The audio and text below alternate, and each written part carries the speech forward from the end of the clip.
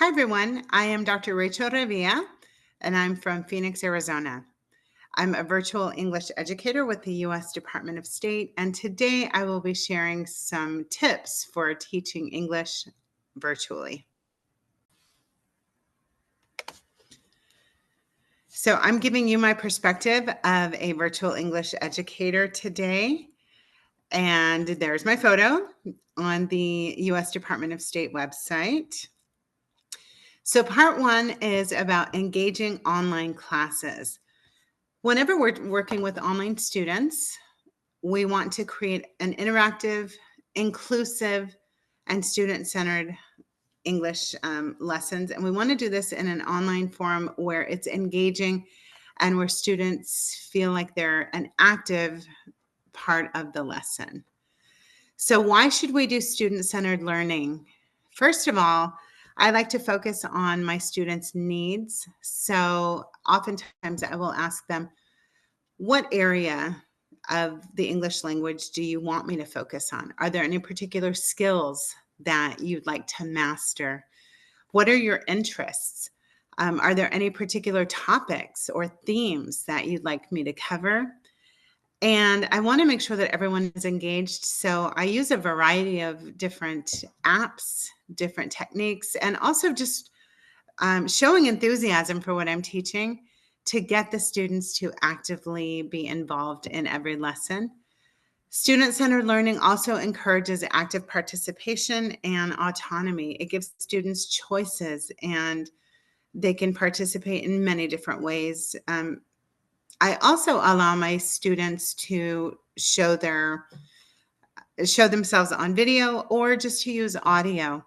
So if you are a student watching this, as your instructor, I would encourage participation to whatever level you are comfortable.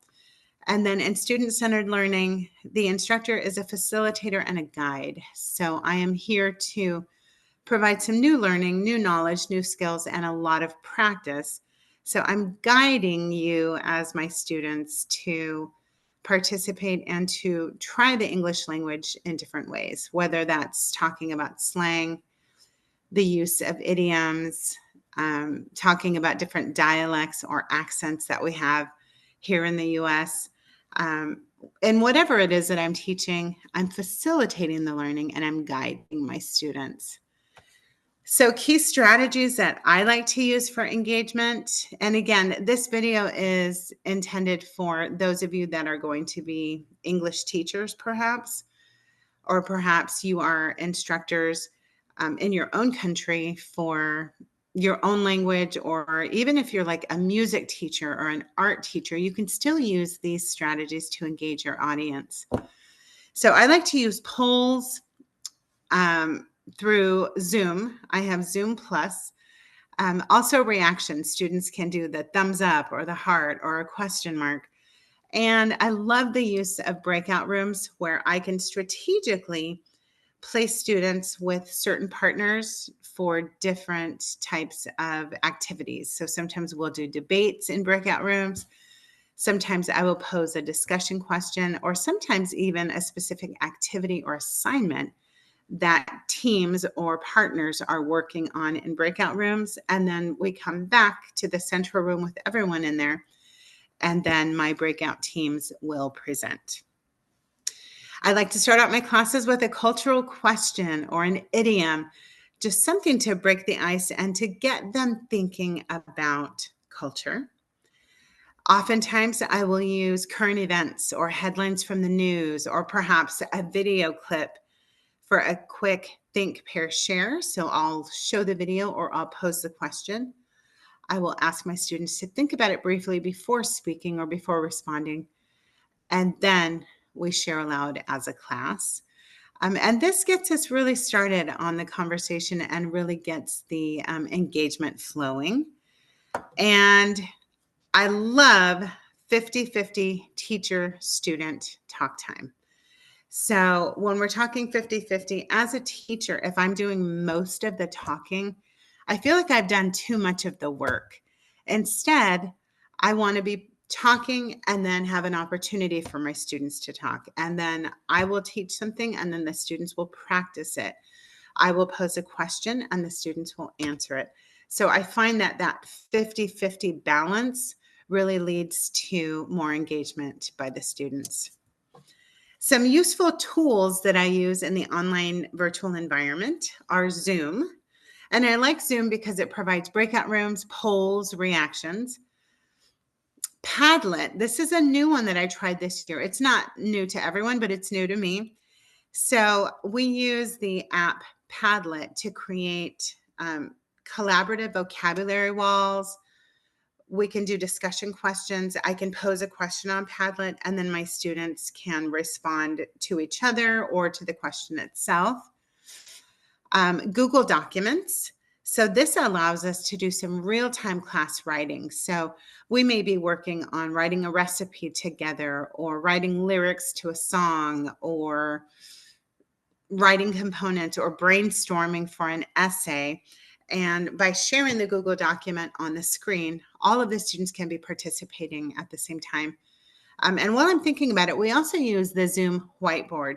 So on Zoom Plus, you have the whiteboard option. And so I will pop that up on the screen, and then my students can put in their opinions. They can type in their responses. They can add pictures or whatever they'd like to do. Finally, I use WhatsApp chat. So in my class, we have a conversation. It's an ongoing conversation throughout the semester, or this year throughout the academic year. And so the United States students that I teach here and my Ukrainian students can collaborate throughout the year on discussion questions, prompts.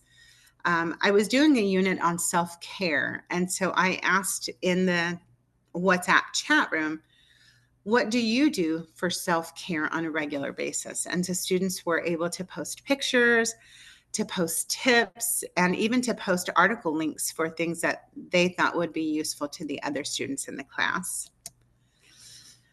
Recommended activities that I've used from my personal experience. Here on the screen, you will see that I used a sorting game. So we were talking about slang, idioms, and formal language, and what is the difference between the three. And so this was a game where first I introduced the vocabulary and the definitions. I used them in sample sentences. And then the students had to sort them and actually move the correct terms into the correct column. At the top, you will see Padlet. So here, the one that I'm showing you on the screen is just some of the grammar activities that I am integrating into my virtual classroom. And so I made a Padlet for myself that has some lesson planning ideas on there. And finally, at the bottom, we played a spinner game. And so this is another app that I found online. It was free. And so here I had different phrases, idioms, and the students would spin the wheel, and then whatever they land on, they would have to use that in a sentence or give an example from their personal life using that particular terminology. So a sample activity that I do for a cultural icebreaker, we did a unit on American food culture. And so the prompt that I give the students is, which American food will you try and why? So students responded throughout the week on Padlet. And then on Google Docs, they actually had to do some writing for me, some individual writing.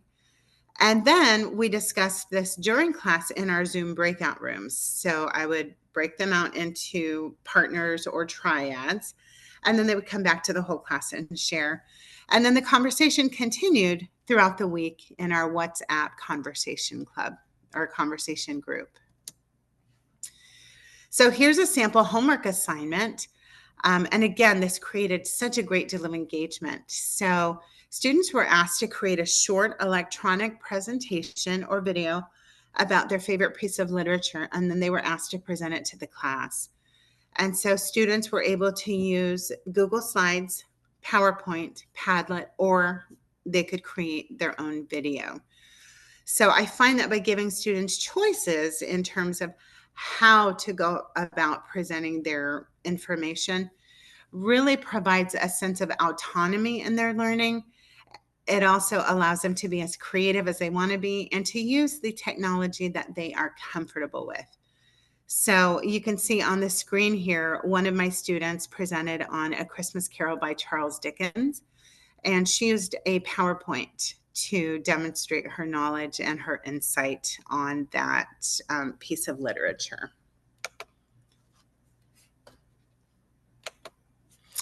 So final thoughts on student-centered learning. I feel like student-centered learning creates buy-in.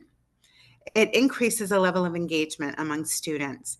If you've ever been an online teacher, you know that sometimes students turn off their camera, or they mute themselves. I find that with these types of student-centered activities, that students are much more apt to show themselves on video and to also participate in the discussion. It allows students to play an active role in their own learning, choosing their topics and the skills that they want to learn and refine. And it often results in students attending my office hours for additional one-on-one instruction. So this semester I taught 3 days a week, and we did Monday, Tuesdays, and Thursdays for 1 hour. Well, I offer office hours 3 additional hours a week, or by appointment, really anytime throughout the week. And I love this because my students often leave the class and they still have questions, or they really enjoyed a particular topic and they want to continue that conversation.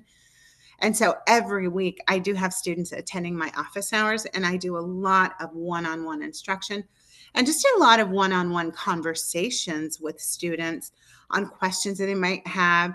Or sometimes during office hours this semester, we talked a lot about travel.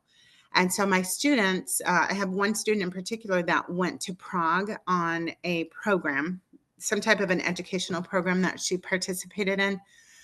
And so when she came back from Prague, we met one-on-one so that she could share her photos, her cultural insights, and tell me all about the learning that took place in that program. And I find that the greatest benefit to student-centered learning is those relationships that you build with one another. So students, you can build relationships with other students in the United States, in your country, between the two countries, and also building relationships between myself and the students. I become very vested in their learning, and I become very vested in their interests and what's going on in their lives. So I find that this is great for building relationships, and also as a part of a cultural exchange. I learn about your culture and you learn about mine. So part 2 is digital tools for online English teaching. So I want to talk a little bit about free and easy tools that boost online interaction. So the reason that I use digital tools is because it encourages participation. And again, it's just more creative. It's more fun. What I find is that my 60-minute lessons fly by. And sometimes we're at the end of the lesson and I'm like, no, we still have more fun. So it gives us something to look forward to the next day that we're meeting. It also supports different learning styles. So some students really enjoy the video clips, while other students enjoy the games. Other students like doing their own work and presenting and sharing to the class and actually teaching their peers while using English. And it allows asynchronous learning when needed, which I love. There was a time last semester when there were a lot of power outages happening in Ukraine, and some of my students were unable to log in for class. But instead of missing the content for that class, I was able to post the lesson in the WhatsApp chat room to email them individually. And the students were able to still learn the content, review the materials, and then be ready for the next class period when they were able to attend. So learning doesn't stop just because the students aren't attending the class. In fact, learning continues throughout the week until the next time that you can meet together. So here are some of the tools that I use and that the students really enjoyed using. We use Quizlet. So here in Quizlet, they can build vocabulary and they can make their own flashcards for some of the phrases, the terms, the advanced vocabulary that they are learning. I also love to use Kahoot for grammar review or comprehension quizzes. And so I will use Kahoot as a formative assessment. So I'll make a game out of what we were learning, and then it's timed and it's a race to see who can answer the questions correctly. And then finally, Canva. This is a wonderful tool for students. They can create poster projects, and we use it for visual storytelling and personal narratives. So here on the screen, you will see a sample Kahoot. So this isn't the actual game. I can't show you the game right now for the sake of time, but I can show you some of the questions. So you will see this one's my idioms Kahoot. And so one of the idioms is to wear your heart on your sleeve means, and then there's 4 options. And so students on their phone will sign into the Kahoot app. And it's really fun because there's music playing and it's animated, and they will answer as quickly as possible. And then there's a scoreboard that will show who got first place on that one, who got second place, who got third place. And it's a constant race because every single question changes who's in the leader or who's in the lead on the leaderboard.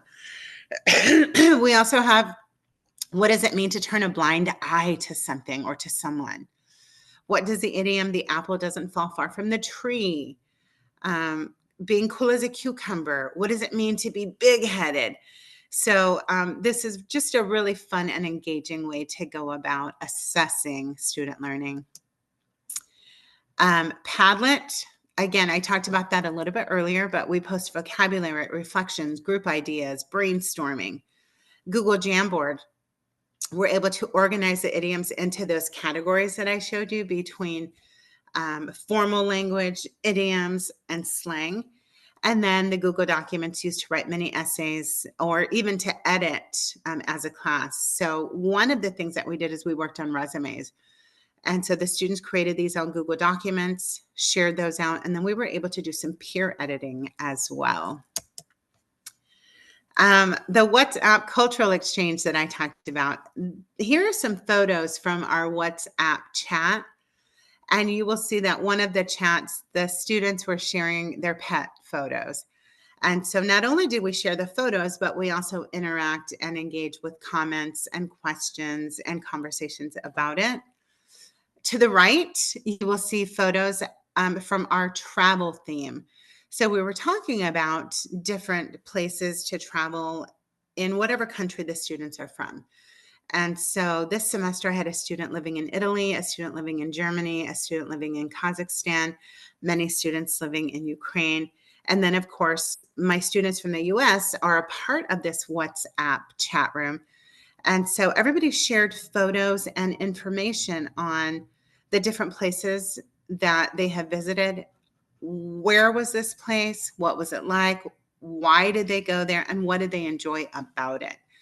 And so this conversation was pretty in-depth and just a lot of fun for sharing. So the sample activity that I showed you a little earlier, the group idiom wall. So the task, the groups, in this case, they used Padlet to post and categorize their idioms. And then they had to present 3 idioms in class. So they had to think of 3 additional idioms outside of this list, share it with the class, teach the students, use it as an example. And so in my classes, the students are also teaching one another. Sample homework assignment. So I had the students create a vocabulary infographic with 5 academic words. And then they were to use Canva or Google Slides to actually do their presentation. And they had to include the part of speech, the definition. They had to also, and this is something so fun that you can do with your students or as students, something you can participate in, write a short, entertaining script using, in this case, all 5 academic words and including an image for each. So that's another way to increase engagement in the online learning environment is to use scripts, dialogues. And so we do a lot of assigning, Natalia, you're going to be this person, and Sasha, you're going to play this person, and Austin, you're going to play this person. And then everybody has an opportunity to actually do some reading, some pronunciation practice, and also learning vocabulary in an active manner. So the benefits of using digital tools in my classes, students have learned a lot of new technologies this semester. technologies and applications that they were not previously familiar with. Student presentations are so creative and so engaging as a result of the use of these digital tools. And that makes the classes in general just a lot more fun and engaging. And as a matter of fact, tomorrow my students will be presenting their final projects where they have to plan a trip for me to visit their country, wherever they're living in the world. They have to plan a budget, an itinerary for me, a daily schedule with the different tourist attractions or activities that I will be participating in. They're going to give me cultural tips that I need to know in order to get the most out of my travels. So part 3, how do you design simple online lessons so that for the instructors, you can keep students engaged, and for the students, if at some point in your future, you're going to be teaching classes, again, whether it's art or English or music or whatever the case may be, I've got a simple little online lesson design, and it's not mine. I went to school to learn about teaching English as a second language and teaching English as a foreign language. And so we use something called the PPP method. And so this is what it looks like. First of all, why does lesson design matter? Clear lessons help to reduce confusion. It also helps with transition time. It helps you to keep the right pacing. If I've got a 60-minute lesson or a 60-minute time slot to teach my lesson, it's very important that I utilize those 60 minutes and not finish early or not miss anything at the end. So lesson design matters in terms of pacing. Online classes benefit from more structure. When you plan ahead, then every single minute of that instruction is engaging, it's valuable, and the students are getting the optimal use of time. And I always want my students to feel more confident and more prepared. So when they get familiar with the way that I teach, it also makes them more comfortable in the learning and knowing what to expect for the next lesson. So here's a basic structure. First, we do a warm-up or a lead-in. So this sometimes is a discussion question. I'm always seeking prior knowledge. So I want to find out, what do they already know about what we're about to talk about? And I want to know prior knowledge because I want to know how deep we're going to get into the topic. The warm-up could be a joke. It could be some type of a short video clip. It could be a short skit that I do for them, but it's going to get them warmed up and lead into whatever the topic and the skill is for that lesson. Then I go into the presentation component, which is the new material. So this is going to include the new vocabulary that I'm teaching, the new grammatical structure that I'm emphasizing, perhaps the new theme. And presentation typically will take me 10 to 15 minutes. Then I do the practice where the students are practicing in a very controlled activity that I've created, again, through the Zoom whiteboard or through Padlet or through discussion board, through breakout rooms. But they are given an opportunity to practice whatever it is that I'm teaching for that day, be it vocabulary or a new skill. Production, this is the fun part. So here, the students are producing their own skits or their own writing or their own dialogue using whatever that new content is that they've just learned. So this is the application phase of their learning. And finally, we do feedback and a wrap up. So during this last session, I always do some type of an assessment. So it could be a Kahoot quiz. It could be a Zoom whiteboard activity. It could be a verbal question and answer. I will ask the students if they feel like they mastered that skill or that vocabulary for the day, if they have any additional questions, and that will lead into our wrap up, which is assigning homework for the next class session, reviewing the rubric that's associated with that homework, reviewing the instructions, and allowing students to ask me any questions that they have. So a sample lesson that I taught, teaching academic vocabulary. So our topic was vocabulary for expressing opinions and disagreement. The warm-up was matching idioms like devil's advocate, and they had to match the idioms with the definitions. For my presentation, I taught, and I can't remember if it was 5, 6, or 7, but specific expressions that they can use when expressing opinions and when disagreeing appropriately during a conversation. For practice, they had to sort phrases and then use those in mini dialogues. So again, I want the students speaking as much as possible and using the new vocabulary. For production, the students had to apply the vocabulary and they had to do it in a debate format. So for the debate, what I will do is randomly assign students to breakout rooms and I will give them their position. So you're going to be debating on this and you are in favor of it or you are in opposition to it. And then they get 10 to 15 minutes to prepare their verbal arguments. Again, using the vocabulary that I taught them as a part of their debates. So the debate activity instructions, choose a debate topic, and then we brainstorm these. So I give some sample debate topics, and then they may also add some. And then from there, we narrow that down. I divide it into 2 breakout rooms. So one team agrees, one team disagrees. They have to use at least 3 expressions from the lesson during their debate. They had to present the team's arguments live on Zoom when we got back together as a class. And then our debate topics that we've done, social media helps students learn. Does it help students learn or does it not? University education should be free. So again, the pros and cons, because free is never really free. Someone's paying for it, whether it's the government is paying for it or the taxpayers are paying for it or the students are paying for it. And then online learning is better than in-person learning. And so again, do you agree with that or do you disagree? And the students went into the breakout rooms with a partner. They present their argument, so to speak. They prepare it, and then we get together in the whole class live Zoom session, and we have our educated and very professionally done debates. A homework assignment that I did. Record or design a visual presentation, and the students had to use Zoom video, Google Slides, or Canva. Their task was to record or design this visual presentation that they would use when talking or giving their 2-minute argument on a new topic.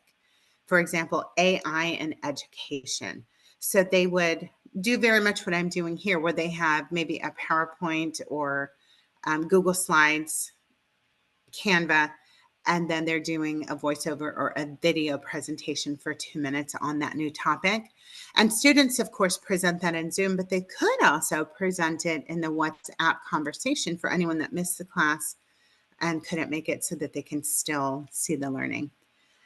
They were asked to include 3 advanced phrases from the class, 1 visual aid, and to have a very clear structure, an introduction, a body, and a conclusion. And of course, with the debate, you want to have those strong, a very strong final statement that really sticks with your audience. So tips for online delivery, and it looks like my text here got lost here, but tips for online delivery, I would say I work really hard to speak at a good pace, to use excellent enunciation and pronunciation, offering students opportunities to ask questions and to give feedback. And often when they ask questions, they can get an answer from peers as well. So learning from an instructor is fantastic. Learning from other students is even better. So I think that we do a good mix of that in the classes that I teach. So how do I adapt my online instruction specific for Ukraine? So I use mobile-friendly platforms. I find that many of my students are on an iPhone and they don't necessarily have a laptop with them when they're in class. So I try to use things that they can access on their phone while they are still participating in Zoom with me. I have a backup plan always in case my technology fails. So if my videos aren't showing, or if for some reason the Kahoot isn't working, or I can't pull up the right Padlet, I always have a backup plan. Every teacher should always have a backup plan. And I record short video instructions for homework. So not only will I assign the homework, but I will record a video where I talk about the homework assignment. I will explain my expectations. I will review the rubric. I will give them their options or their choices.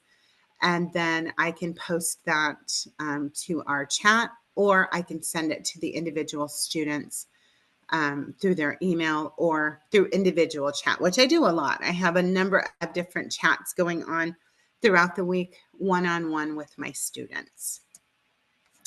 So the next section in my presentation is providing feedback and assessing online. So I think it's critically important for students, and I was a student for 12 years, getting my bachelor's degree, my master's, a second master's, and then my doctorate. I've been in school forever, so I know how it feels to be a student. And I always wanted that feedback. I wanted to know, what am I doing well? And what do I still need to work on to continue to grow academically? And so we need to provide effective supportive feedback, and we can use simple assessment techniques to do that. So why does feedback matter? Feedback helps students to improve and to stay motivated. I find that sometimes teachers will give a grade. They'll give an A and say, great job. But they don't say what was great about it. And we need to be very specific, not only providing feedback and praise, but providing academic feedback, informational feedback on what they did well, so that we can motivate them to continue to do that. Online learners can also feel isolated without it. Now, I have taught many asynchronous online classes, and if students don't hear from the teacher and they don't get that ongoing regular communication and feedback from the teacher, it can feel like the students are just learning on their own and just relying on a simple grade from the teacher. That's not my philosophy of teaching. I feel like online instruction should be engaging, and it's a back and forth, it's a give and take. Feedback should be specific, should be supportive, and it should be timely. So all of us have been students at one time or another, and we've turned in that project, or we've turned in that paper, or we've taken that test, and we wait, and we wait, and we wait some more, and we're like, oh my gosh, when am I going to get my feedback? When am I going to get my grade? So I always like to, when my students, often when they have writing assignments, they'll have an individual writing assignment, and they will do it on Google Documents, and they will share that with me. And within 48 hours, I go into their Google document and I use the comment box, and I will leave them feedback, or I will highlight specific things. I will ask questions. I will provide praise, but it's a back and forth, and it's always within 48 hours. So the types of feedback that you can give students if you're an instructor: you can give written comments in Google Docs or via email.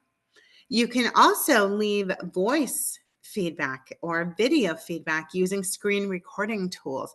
I love that. I do that often, where instead of just writing what I liked about their project, I will actually record a video like this one and tell them what I liked about it, and also any suggestions or recommendations that I might have.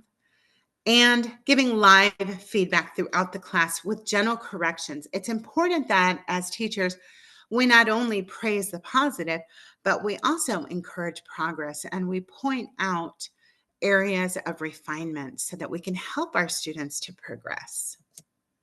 So here's an example. A student submitted their essay to me through a Google document, and you will see on the right-hand side, and it says Rachel Holmes because that was my previous name. I'm now Rachel Revia, but you'll see I highlighted this section, and I absolutely agree. These are really tough questions.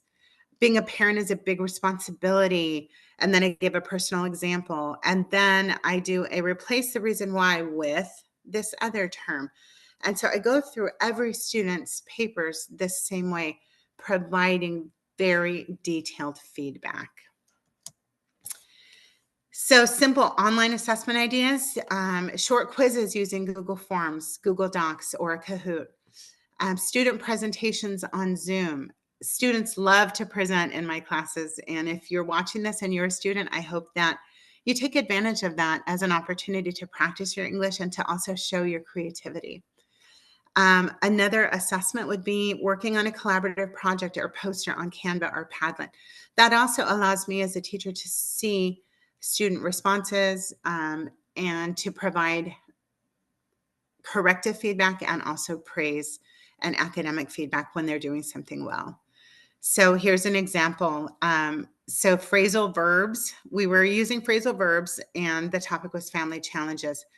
So the assignment is students will write a paragraph or two about a family challenge and how you would deal with it using at least 4 of the phrasal verbs that you learned in class. And so then I give an example. So you will see here that this is a written assessment. It's short, it's not going to take them a long time, but it's also valuable information. I can gauge from this, what did they learn from class? Are they able to effectively and correctly use phrasal verbs? And how are their writing skills?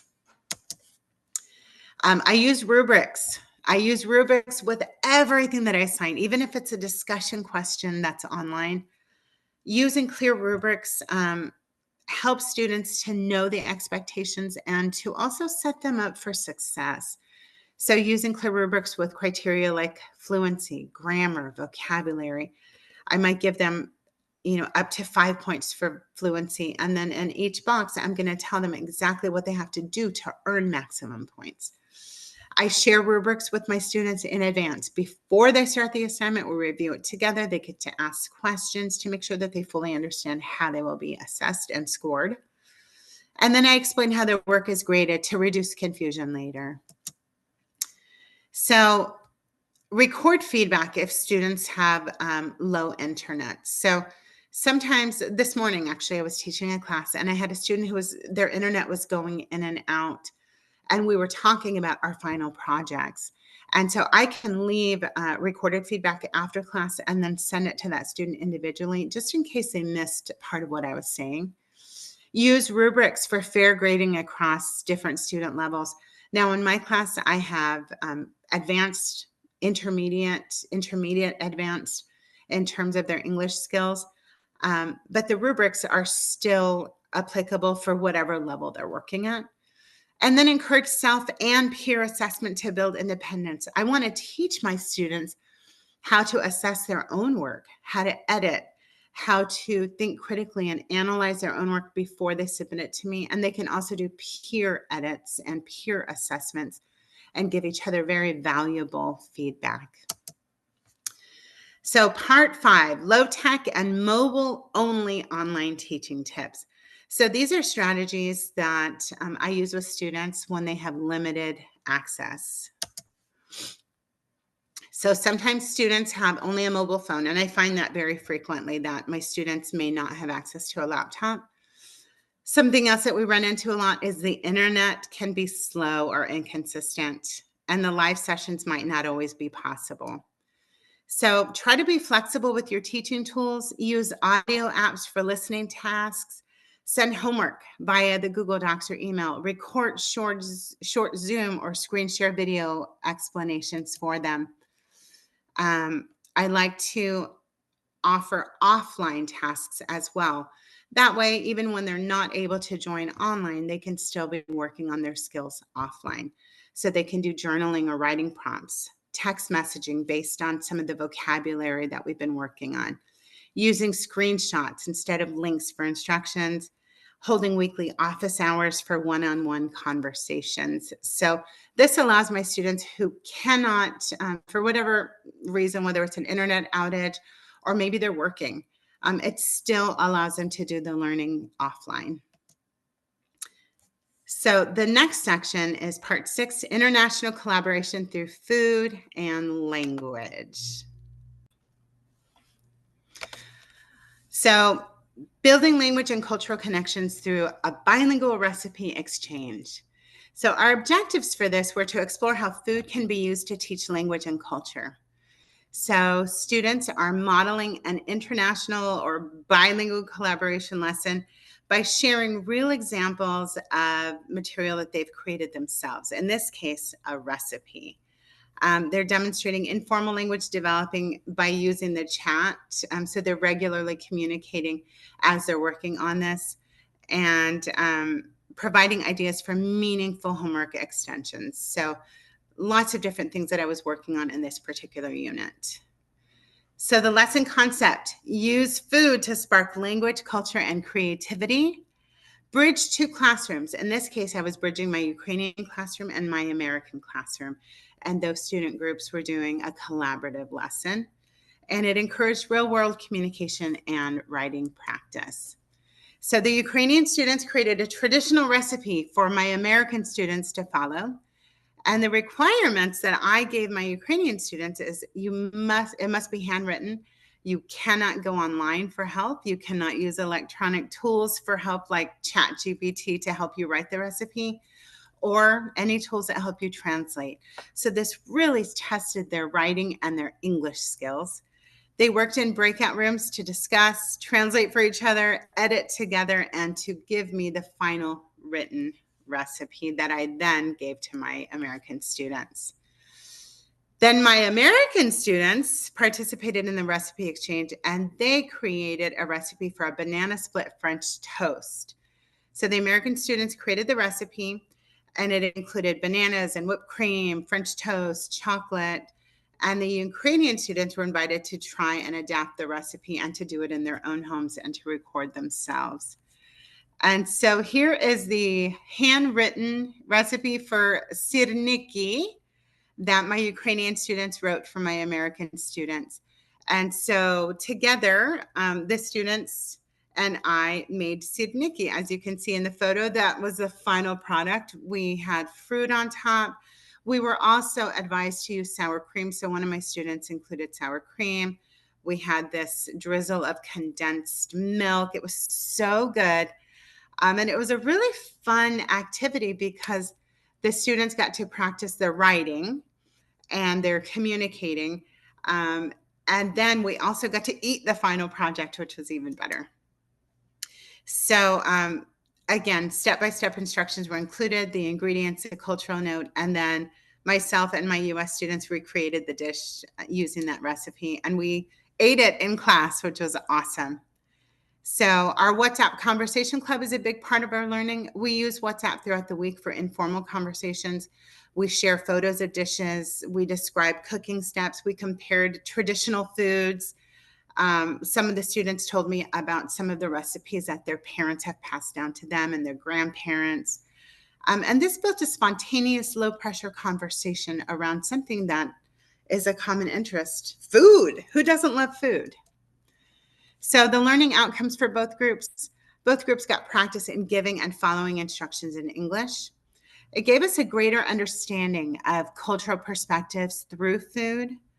The students expressed pride in their culture and also a curiosity about learning about others. And it strengthened our communication through the ongoing conversation in WhatsApp.